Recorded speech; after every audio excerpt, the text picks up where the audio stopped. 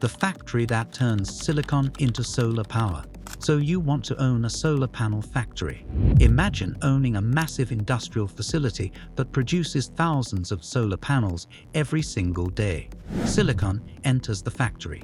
Machines slice, coat, print, connect, laminate, test, and package it. At the end of the production line, what comes out looks simple: a rectangular panel covered with glass. But inside that panel is a surprisingly complicated manufacturing process, and the economics are even more complicated. Solar power is growing rapidly around the world. Governments want more renewable energy. Businesses want cheaper electricity. Homeowners want to reduce their energy bills. And enormous solar farms are being built across deserts, fields, rooftops, and industrial sites. So at first glance, owning a solar panel factory looks like an incredible business opportunity. Demand is huge. The technology is improving, and every additional solar installation needs more panels. But there is a problem. Solar panels are becoming cheaper.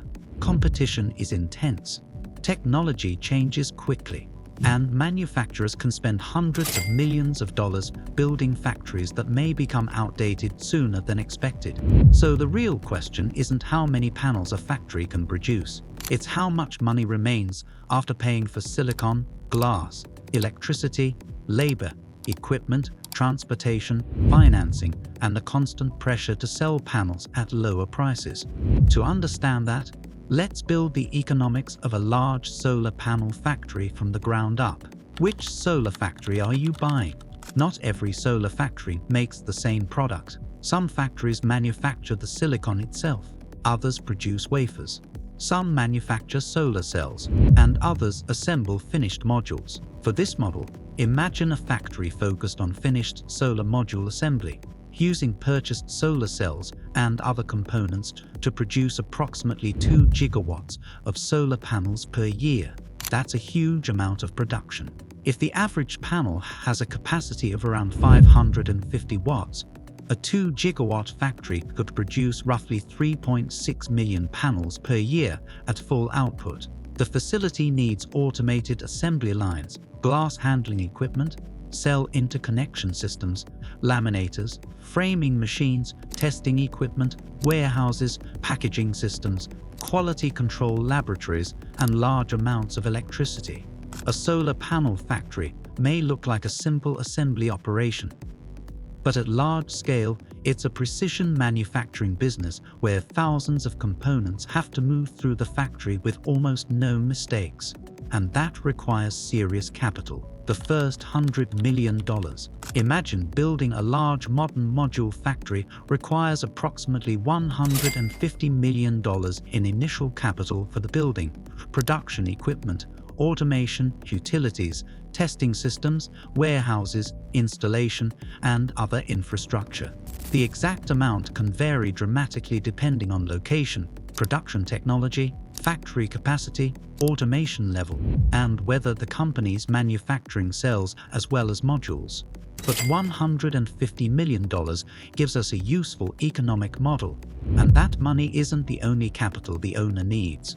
The factory also needs working capital, because before the first customer pays for a finished panel, the company may already have millions of dollars tied up in glass, solar cells, aluminum frames, encapsulants, junction boxes, packaging materials, and finished inventory. Suppose the owner requires another $30 million of working capital. Now the business has roughly $180 million tied up before the factory reaches normal operations. The first lesson of solar manufacturing is simple. You don't just need enough money to build the factory. You need enough money to survive while the factory learns how to make money.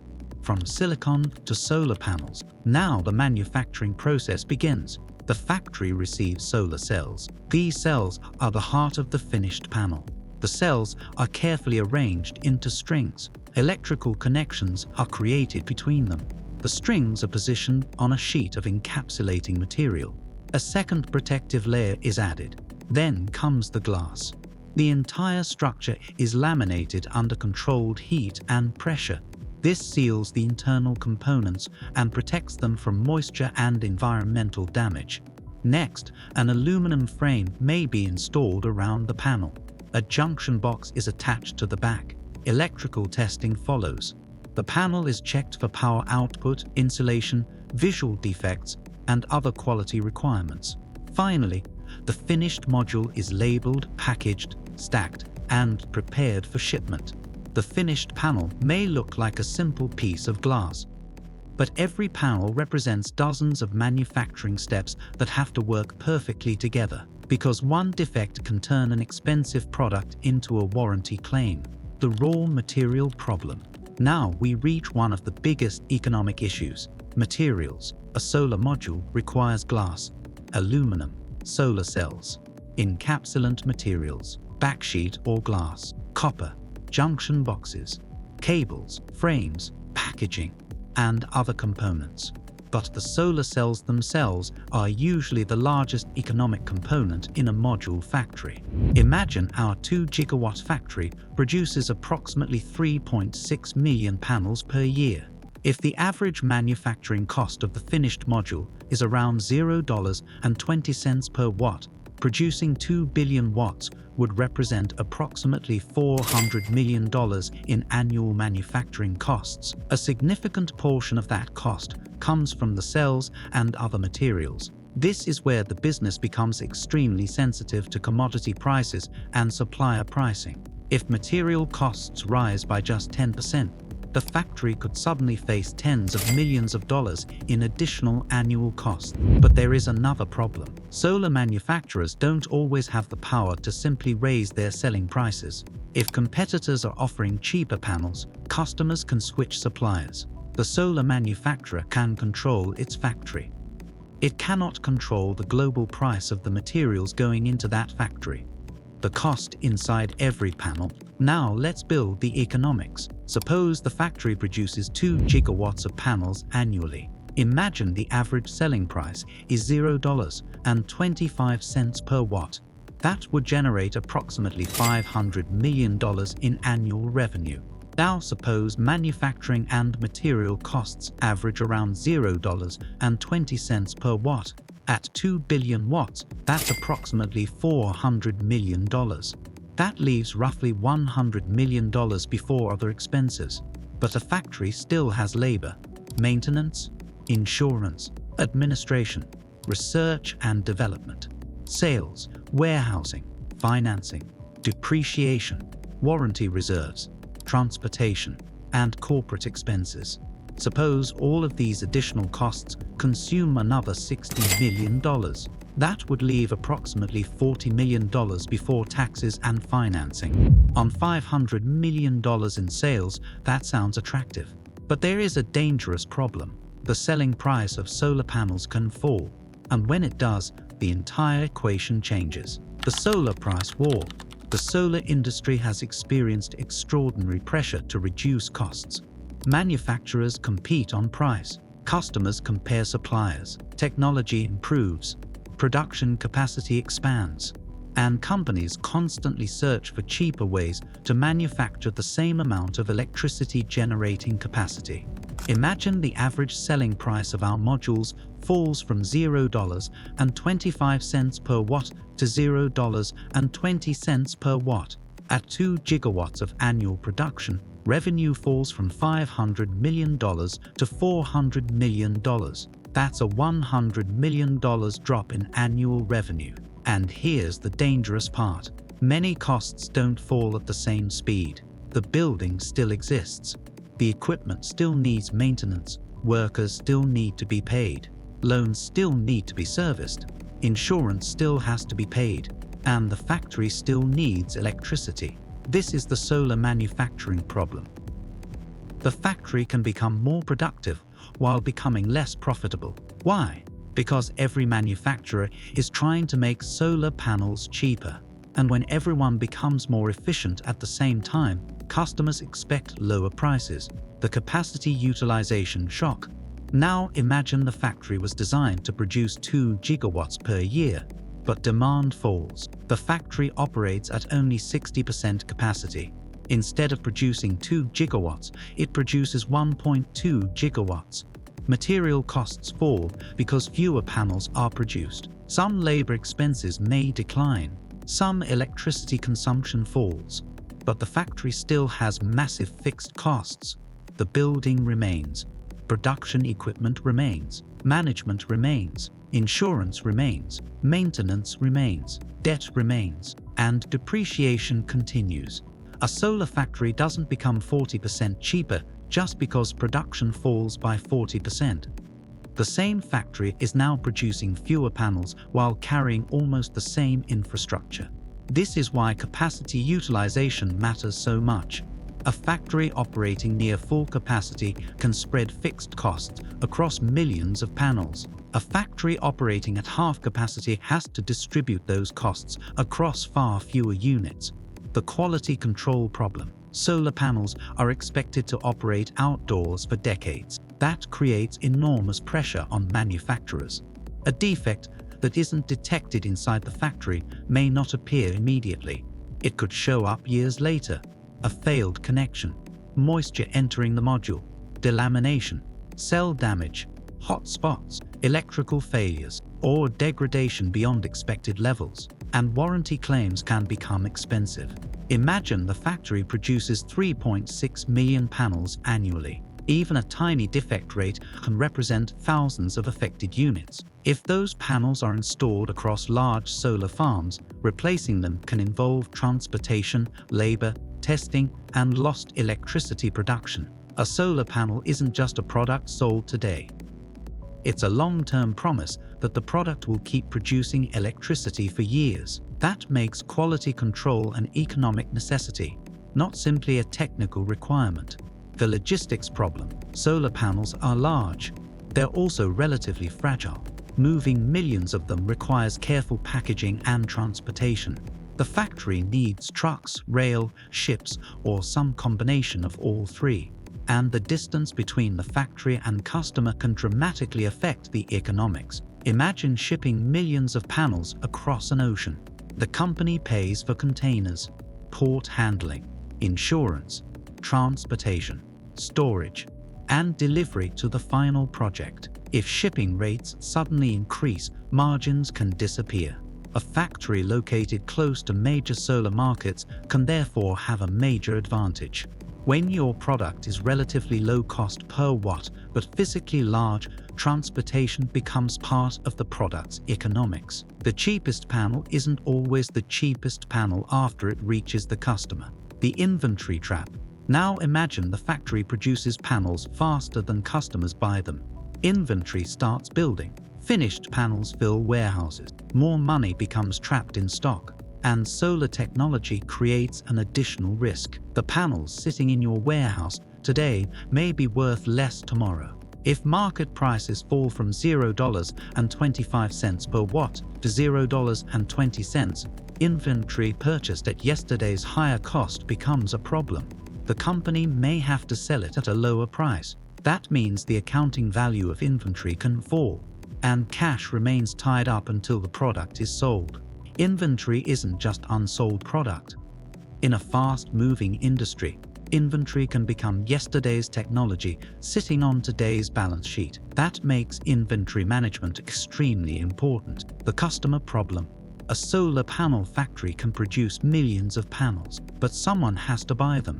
Customers may include solar developers, utility companies, installers, distributors, commercial businesses, and residential markets. Large utility-scale projects can purchase enormous volumes. That sounds attractive, but it also creates customer concentration risk. Imagine one major customer accounts for 30% of your factory's annual sales. Then that customer changes suppliers. Suddenly, nearly a third of your production capacity has no guaranteed destination. And replacing that volume isn't always easy. Customers also negotiate aggressively. They know multiple manufacturers are competing for contracts. In solar manufacturing, having capacity isn't the same thing as having demand. A factory full of machines doesn't generate revenue until customers place orders. The government incentive problem. Solar manufacturing is also influenced heavily by government policy. Countries may offer incentives to encourage domestic manufacturing. They may impose tariffs or trade restrictions. They may provide tax credits, or they may change import rules. These policies can dramatically affect the economics of where panels are produced and where they can be sold. A factory that looks competitive under one policy environment may look much less attractive after a major policy change. That creates both opportunity and risk. A solar factory isn't competing only against other factories. Sometimes it's competing against entire government policies. A subsidy can improve economics. That's why manufacturers have to think beyond the factory floor. The ownership traps. The first trap is assuming solar demand automatically means factory profits. The second is underestimating price competition. The third is building too much capacity. The fourth is ignoring technological change. The fifth is underestimating working capital. The sixth is choosing a location with expensive logistics. The seventh is relying too heavily on one major customer. The eighth is ignoring quality and warranty exposure. The ninth is assuming government incentives will last forever. And the final trap is confusing production volume with profitability. A factory can produce millions of panels and still lose money if the selling price falls below its total cost structure. The factory verdict. So what separates a profitable solar panel factory from a $150 million industrial facility struggling to survive? Low production costs, high utilization, efficient technology, reliable suppliers, strong customers, low logistics costs, and constant reinvestment. The smart owner doesn't simply ask how many panels the factory can produce. They ask, how cheaply can those panels be produced? How efficiently can the factory operate? How quickly can the technology be upgraded? How much inventory is safe to hold? How much working capital is required? And what happens if panel prices fall another 20%? Because the solar industry rewards manufacturers who can survive price competition, not simply manufacturers who can build the biggest factory. The real economics. From the outside, a solar panel factory looks like the perfect business for the future. Solar demand is growing, governments are pushing renewable energy, and millions of new panels are being installed every year. But underneath that growth is a brutal manufacturing equation. The factory buys expensive materials. It consumes energy. It requires highly specialized equipment. It ties up enormous amounts of working capital. It competes in a global market, and its products can become cheaper almost every year. When demand is strong, production lines run near capacity. Fixed costs are spread across millions of panels. Margins can become attractive. But when prices collapse or factories become underutilized, the economics can reverse quickly. The machines are still there. The building is still there. The loans are still there. But the money coming through the factory may no longer be enough to support them. A solar panel factory doesn't make money simply because the world wants more solar power. It makes money when it can manufacture panels cheaper than competitors while selling them at a price that still leaves enough margin to justify the enormous investment. That's the real game. Efficiency matters, scale matters, technology matters, location matters, customers matter, and timing matters. So is owning a solar panel factory a license to print money? Not exactly. It's a massive industrial bet on the future of solar energy. If the factory has efficient equipment, low material costs, strong customers, high utilization, and technology that stays competitive, the economics can be extremely attractive. But if panel prices collapse, technology changes, demand falls, inventory builds up, or the factory becomes underutilized, that same facility can quickly become an expensive collection of machines producing a product nobody wants to buy at yesterday's price. The most dangerous solar factory isn't the one that can't produce enough panels. It's the one that can produce millions of panels, but has to sell them for less than it costs to make them. That is the real economics of owning a solar panel factory.